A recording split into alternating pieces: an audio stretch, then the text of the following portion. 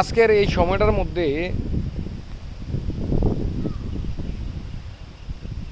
নাও আমি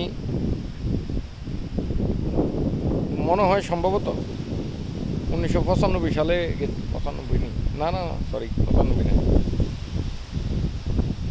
আরো কম, 90 এরকম হইব, 88 88 88 সালে। তখন সম্ভবত আমরা বউবাজারের একটা জায়গা আছে চাইরগন্ডায়, আমার আব্বার ওই জায়গা লইয়ে আমরা দেহাদেহির মধ্যে আসছিলাম কোন জায়গাটা লওয়া যায়, বেস্ট কোন জায়গা। তো একদিন হঠাৎ করে এই জায়গা জমিন দেখে আসার পথে, বউবাজারের পথের থেকে ঠিক সেম এই পরিবেশে হঠাৎ করে কয় না আল্লাহর মায়ের শেষ রাত, মারবো আল্লাহ মারবো। তো হঠাৎ করে ওয়েদারটা চেঞ্জ হয়ে গেল। তখন বউবাজার থেকে আমরা কই আর কি বড় মাঠ পর্যন্ত, এই মাঠ দিয়ে ফাতাইল্লা যাওয়া যেত। এই এখন যে ক্ষেত দেওয়া যাইতেছে এরকম, এই ক্ষেতের মধ্যে দিয়ে আমরা ফাতাইল্লা দেখিতাম, এটারে কইতাম ফাতাইল্লা। রাস্তা শর্ট করলাম।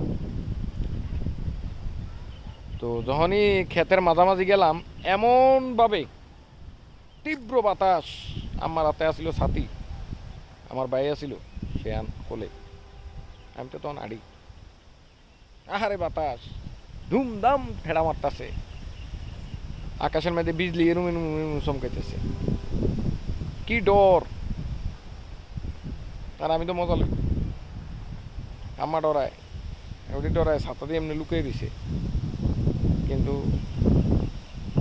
আমি তো শালার উপভোগ করি। তো সেই উপভোগের কথাটা এখন মনে পড়ছে।